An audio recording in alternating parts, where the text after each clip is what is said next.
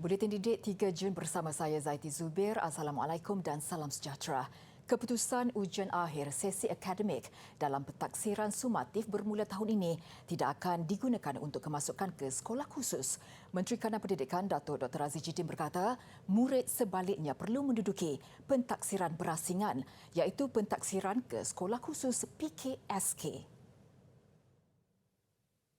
Jelas beliau, PKSK untuk kemasukan ke sekolah khusus telah digunakan sejak tahun 2020 dan masih digunakan sehingga kini dan pada masa hadapan. 2020 kita buat PKSK untuk kemasukan 2021, 2021 kita buat PKSK untuk kemasukan 2022.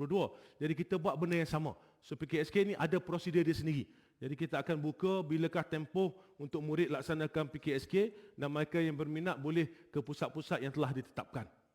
Tambahnya, PKSK dibuat secara berasingan dengan ujian akhir sesi akademik kerana tidak mahu ujian sumatif ini dijadikan high stakes exam yang memberikan tekanan untuk masuk asrama. Sekolah khusus merujuk kepada sekolah berasrama penuh, sekolah menengah kebangsaan agama, sekolah menengah teknik, college vocational dan maktab tentera diraja.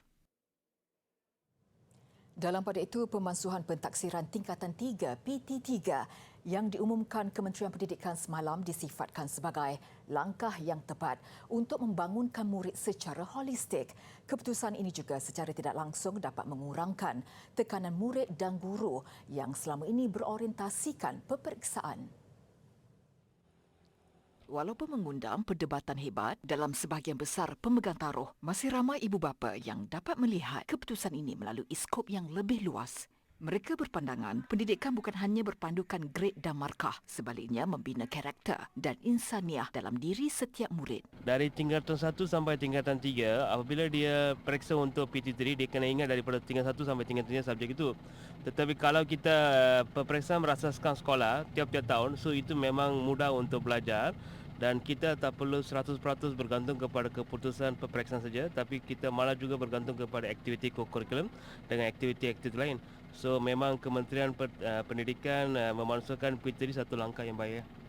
Kita fikir positif aja untuk kebaikan bersama sebab untuk tingkatan 5 pun dah cukup saya rasa. So bagi masa ample time untuk anak-anak semua belajar untuk periksa akhir tahun saja untuk tingkatan 5. Menghampiri PT3, pelajar sering sahaja dibebani dengan kelas tuition dan kelas-kelas tambahan. Justru pemansuhan PT3 juga dilihat dapat meredakan tekanan kepada guru dan pelajar. Lebih-lebih lagi kerana sistem pendidikan yang terganggu akibat pandemik COVID-19. Sekarang ni tak macam kita dulu. Dulu kita punya pelajaran, kita PMR dulu kan. Sekarang ni diorang dah tahap dah level ni. Jadi diorang stres sikit lah. Gembira-gembira juga, tapi ya macam anak saya ni dia kena lebih banyak lagi ujian-ujian dia. Inisiatif pemerkasaan pentaksiran untuk mengukur tahap penguasaan dan prestasi pelajar secara formatif dan sumatif ini dilihat sebagai satu pendekatan terbaik untuk melahirkan pelajar yang seimbang dari pelbagai aspek. Siaran secara berterusan itu perlu supaya menyediakan platform yang terbaik kepada anak-anak kita sebelum mereka pergi melangkah ke tahap 4 dan 5. Cuma di sini kita perlukan pemantauan yang lebih efektif semasa anak-anak kita berada dalam kelas kerana kita tidak mahu berlaku kecil-kecilan dalam anak-anak apabila dalam pentafsiran bilik darjah. Kementerian Pendidikan menolak dakwaan pilih kasih dan tidak telus dalam pengambilan guru secara one-off. Menterinya Datuk Dr. Aziz Jidin menjelaskan setiap pengambilan guru kontrak perkhidmatan COS dibuat dengan diteliti dan tidak wujud istilah mengambil bahagian guru yang lain. Tegasnya, pengumuman awal mengatakan keutamaan pemilihan calon guru adalah kepada siswazah yang mempunyai ikhtisas pendidikan. Namun disebabkan tiada data lengkap bilangan siswazah yang memiliki ikhtisas pendidikan dalam pasaran, Kementerian membuat unjuran dan menghantar sekitar 4,000 nama calon yang tiada ikhtisas pendidikan kepada Jabatan Perkhidmatan Awam. Berdasarkan trend-trend bekalan graduan sebelum ini, kita buat unjuran. Berapakah unjuran yang kita perlukan dan berapakah untuk mata pelajaran tertentu, berapakah kita agak-agak perlukan. You see, it's unjuran, it's not confirm. Kerana apa? Kerana keutamaan kita adalah kepada graduan ikhtisas. Jadi kita buat unjuran. Berapa agak-agak ni? Kemudian kita nak buat keputusan. Kita nak tunggu selesai semua baru nak panggil graduan yang tak ada ikhtisas. Kalau lambat sangat, COVID berterusan, kesian. Ruang-ruang pekerjaan ini akan lambat diisi. With that noble intention, kita buat interview, kita panggil, kita buat lebih awal. Kita panggil semua supaya sedia. Bila selesainya graduan ikhtisas, selesai sahaja graduan ikhtisas, dan zup, masuklah graduan yang tanpa ikhtisas ini. Tambahnya, tiada sebarang kuota khas diperuntukkan untuk calon guru COS dalam pengambilan secara one-off. Beliau mengulas dakwaan beberapa pihak bahawa Suruhanjaya Perkhidmatan Pendidikan SPP dan Kementerian Pendidikan tidak telus dalam keputusan temuduga COS yang dikeluarkan baru-baru ini. Selain dakwaan, 5,000 kuota dikurangkan kepada 2,400 guru. Ada satu graduan ikhtisas, satu kumpulan graduan ikhtisas sekitar 200 orang, kumpulan graduan ikhtisas ini, dia dah selesai, dia dah layak dah. SPP dapati dia memang layak, temuduga apa semua dia layak. Namun begitu, at that point in time, bila kawan-kawan dia ini telah dilantik secara tetap, mereka masih belum menerima surat daripada Senat Universiti. Ada sekitar 200 orang Senat Universiti. It is unfair for us to ignore them. Adalah tidak adil kita ignore dia sebab bukan salah dia. Bukan salah dia surat Senat Universiti lambat. Dia dah ready, dia dah layak. Tapi bukan salah dia. Sebab itu secara teknikal, kita ambil mereka ini melalui COS. Dan ini tidak ada kaitan dengan COS yang tidak ada ikhtisas, tak ada. Seramai 2,400 daripada 18,702 pengambilan guru secara sekali pengambilan akan diisi oleh guru COS yang tamat kontrak bulan ini. Kejohanan merentas Desa Pelajar Program Pendidikan Khas Integrasi PPKI peringkat negeri Perlis. Penganjuran acara itu membawa objektif penting iaitu diharap dapat memberi impak menyeluruh kepada perkembangan sukan para negara sekaligus memastikan kecemerlangan sukan paralimpik negara dan tidak ketandusan atlet para yang berbakat. Kejohanan ini kembali diadakan selepas terhenti 2 tahun akibat pandemik COVID-19 dan tahun ini ia menerima penyertaan 30 sekolah di Perlis. Ketua Penolong Pengarah Sektor Pendidikan Khas Jabatan Pendidikan Negeri JPN Perlis, Saad Harun berkata ia merupakan medan mencungkil bakat pelajar pendidikan khas sebagai atlet pelapis untuk dibawa ke peringkat lebih tinggi. Sebenarnya ini adalah satu kejohanan yang kita adakan untuk kita bawa ke peringkat kebangsaan. Kita jungkir bakat di sini. Jadi sebelum ni memang kita dah ada pelajar-pelajar yang berjaya. Jadi pelajar tu masih ada lagi, insya-Allah kita akan boleh kejayaan di peringkat kebangsaan nanti, insya-Allah. 16 orang. Satu kategori 4 orang, kita ada 4 kategori bukan 16 orang. Kejohanan berlangsung di Kompleks Sukan Tuanku Said Putra Kangar. Sekolah Menengah Kebangsaan Said Alwi muncul johan keseluruhan bagi kategori pendidikan khas sekolah menengah.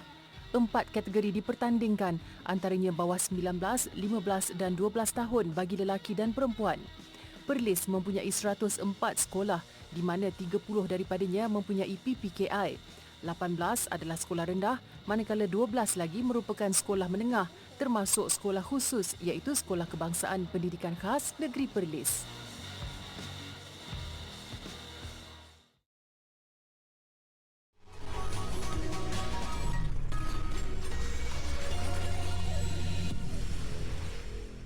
Bersua kembali, Kerajaan Negeri Sabah melaksanakan satu lagi inisiatif ke arah membangunkan agenda pendidikan di negeri itu. Ia menerusi Tabung Pendidikan Negeri Sabah TPNS. Pelancarannya dilakukan Ketua Menteri Sabah Datuk Seri Haji Jinor di Kota Kinabalu semalam. Inisiatif itu bertemakan peluang tajaan untuk semua. Ia diharap dapat memberikan sinar baharu kepada rakyat Sabah dalam mengejar pendidikan sehingga ke Menara Gading. Keutamaan penajaan adalah kepada penuntut daripada keluarga golongan B40 serta sesuai dengan tuntutan pasaran seperti bidang sains, teknologi, kejuruteraan dan matematik. Inisiatif itu akan diterajui oleh kumpulan Yayasan Sabah YS.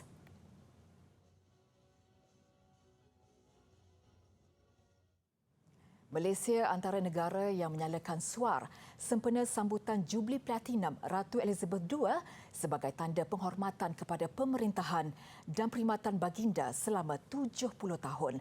Lebih 3,000 suar dinyalakan sempena sambutan bersejarah itu di seluruh United Kingdom UK, negara-negara Commonwealth. Sambutan rasmi selama 4 hari dimulakan dengan upacara perarakan tentera berkuda Trooping the Colour. Puluhan ribu rakyat dan pelancong hadir di Istana Buckingham untuk sama-sama memeriahkan upacara yang berusia ratusan tahun itu. Ratu Elizabeth, 96 tahun, hadir pada acara Trooping the Colour, mengesahkan Jubli Platinum adalah miliknya, satu pencapaian yang tidak pernah dimiliki mana-mana monarki Britain. Turut hadir anggota keluarga Diraja Britain, yang lain termasuklah pewaris takhta Putera William. Selain perbarisan, acara turut dimeriahkan dengan tembakan hormat di Hyde Park dan lintasan pesawat tentera di Istana Buckingham. Pada sebelah malam pula, Ratu Elizabeth menyalakan lampu pada sebatang pokok setinggi 21 meter diikuti persembahan cahaya di istana yang sama. Acara Jubli Platinum yang julung kali di Britain ini dijadual berlangsung sehingga Ahad nanti.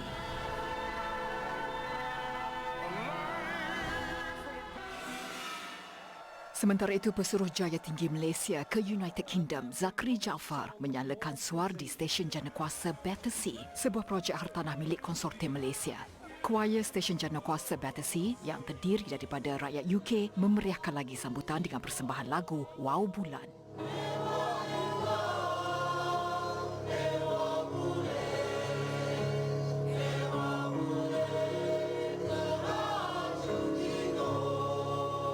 Pengiktirafan ke atas pemerintahan Ratu Elizabeth II, monarki paling lama memerintah Britain, telah menyaksikan penghormatan daripada pemimpin politik dan agama dari seluruh dunia. Pada usia 96 tahun, baginda telah menyaksikan kepimpinan 14 Perdana Menteri Britain.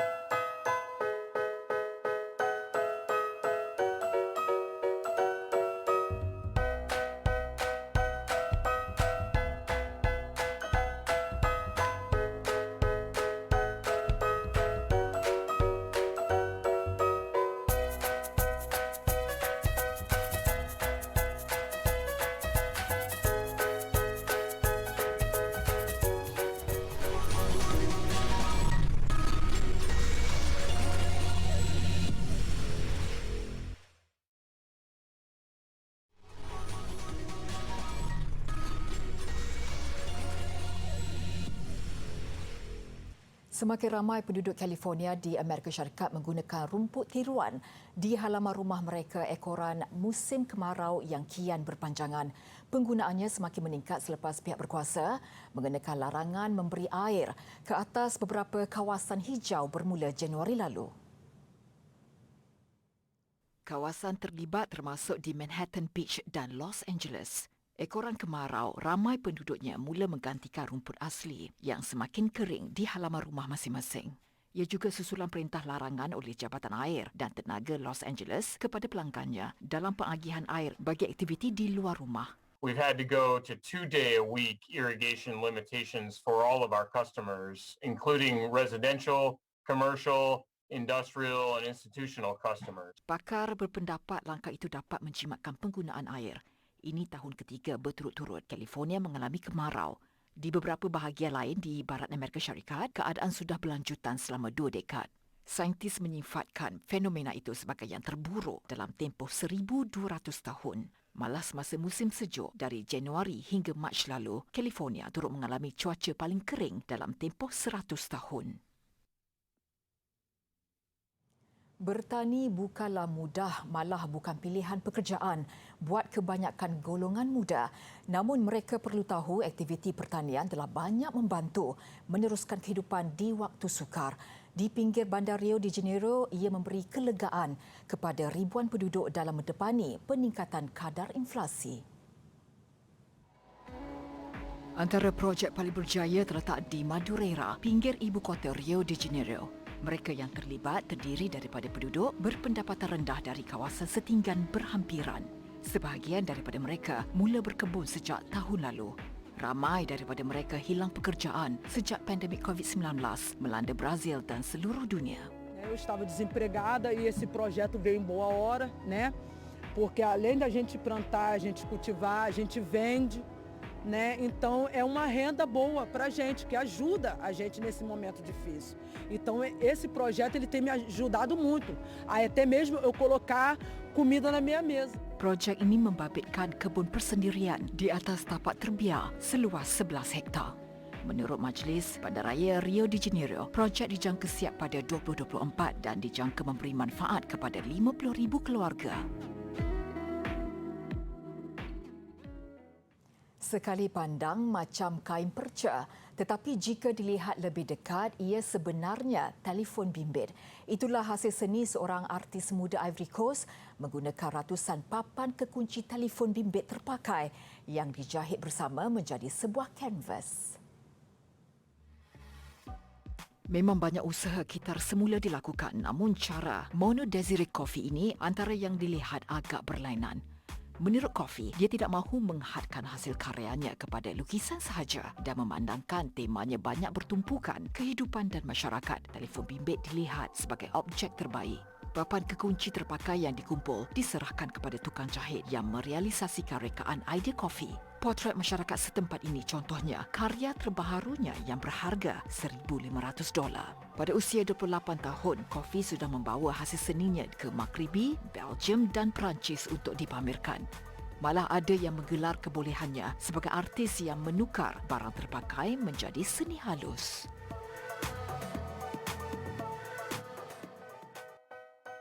Okey, hari ini cikgu akan ajar bagaimana membina ayat dengan kata kerja. Contohnya, pandu. Sekiranya kita letak imbuhan jadi memandu. Frasa, memandu kereta ataupun pandu kereta. Untuk membina ayat menjadi ayat tunggal, saya sedang memandu kereta. Mudah kan?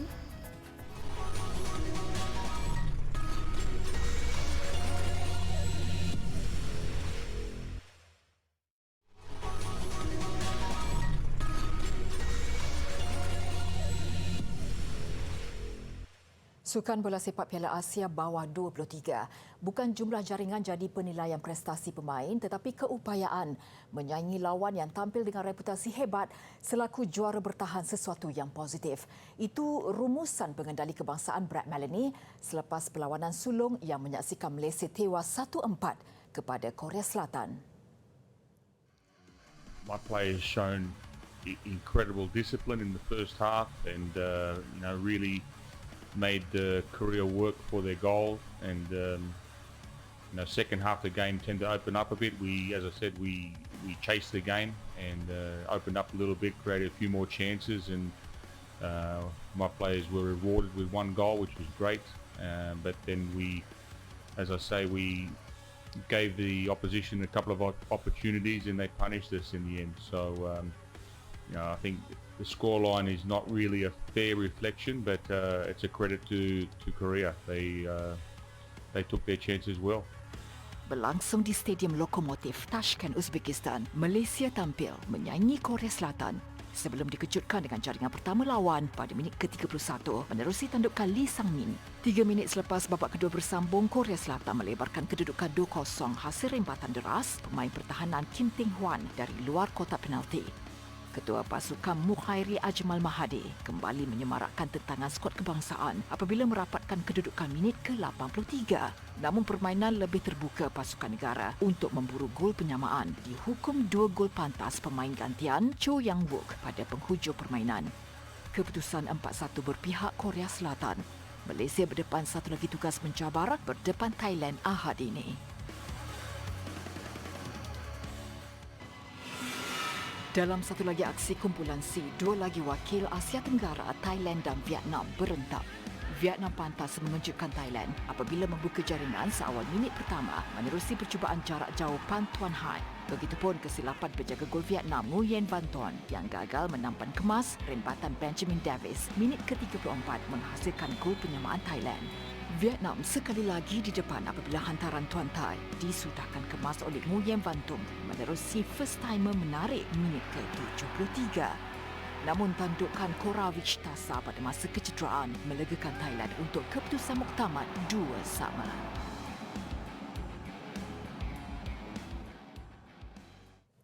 Selepas berkampung di Jakarta mengharungi 7 perlawanan dalam tempoh 10 hari, skuad hoki negara yang mencipta kejayaan cemerlang layak ke Piala Dunia dan membawa pulang gelaran naib juara Piala Asia selamat tiba ke tanah air. Ketibaan mereka disambut ahli keluarga selain barisan kepimpinan Konfederasi Hoki Malaysia MHC.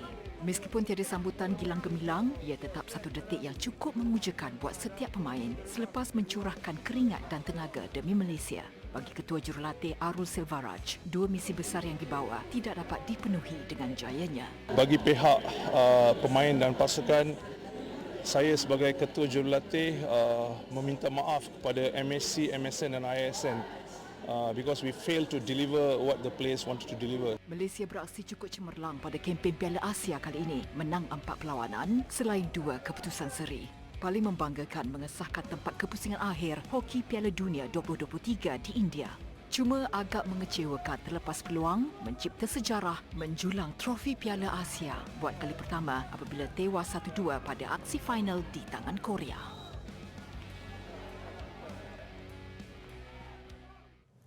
Bagi adik-adik yang tiada perancangan hujung minggu ini, apa kata ke Litar Kad antarabangsa Sepang menyaksikan pusingan pertama kejohanan FIM Mini GP Malaysia. Ada yang istimewa pada penganjuran kali ini apabila buat julung kalinya pelumba cilik perempuan Fatihah Balkis Muhammad Fauzi bakal beraksi dalam kategori sokongan SIC Oval Junior Championship. Mula berkecimpung dalam sukan permotoran seawal usia 8 tahun, Fatihah Balkis Muhammad Fauzi berasal dari Kuantan, jelas tidak kekok bersaing dengan pelumba lelaki. Tersenarai menerusi pemilihan saringan, Fatihah menjadi pelumba perempuan tunggal yang akan beraksi dalam kategori sokongan SIC Oval Junior Championship. Tak takut langsung lawan lelaki, Balkis seorang je perempuan. Takut ada tapi sikit lah. Tengok macam lawan dengan lelaki lain, masa berkebat pun pernah lawan dengan diorang. Sebelum ni pernah menang dengan diorang? Pernah nombor 3 lah. Itu cuma terbaik masa berkebat lah. Berkebat. Bagi pengurus pasukan ZK Racing, Zulfahmi Khairuddin, kehadiran pelumba berusia 11 tahun itu bukan sahaja diyakini mampu menjadi penyeri, malah memberi saingan sengit kepada pelumba lelaki dalam memburu kejuaraan. Apa yang menggembirakan saya, pelumba wanita kita Fatihah Balkis pun tunjuk performance yang baik, laju lagi daripada beberapa pelumba lelaki yang ada, dan sudah semestinya dia layak untuk sertai kita di kategori 110. FIM Mini GP Siri Malaysia yang membuka tirai dengan pusingan pertama hujung minggu ini turut menampilkan perlumbaan motosikal berkuasa 160cc seperti penganjuran edisi terdahulu sebagai tarikan utama.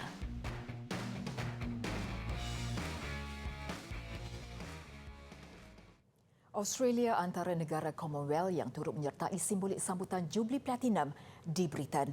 Kemeriahan limpahan cahaya di mercu tanda di Sydney mengakhiri Buletin Didik. Dengan itu, saya Zaiti Zubair. Salam hormat dan kita jumpa lagi.